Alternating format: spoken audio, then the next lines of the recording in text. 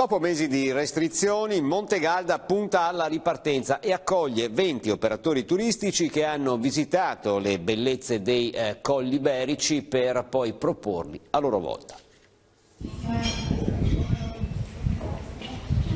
20 operatori turistici che partono da Montegalda e fanno il giro dei posti più belli dei Colli Iberici.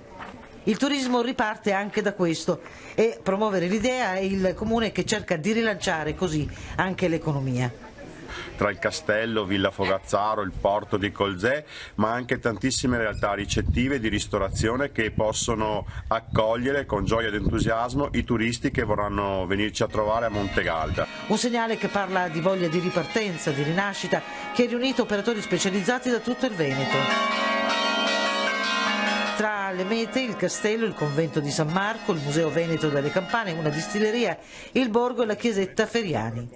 Penso che questo sia un altro importante gradino che abbiamo fatto verso un territorio che si propone in maniera sempre più professionale e attrezzata a tutti quelli che vorranno venirci a visitare. Quindi vi do fin da ora il benvenuto a Montegalda e spero di vedervi numerosi sui nostri territori.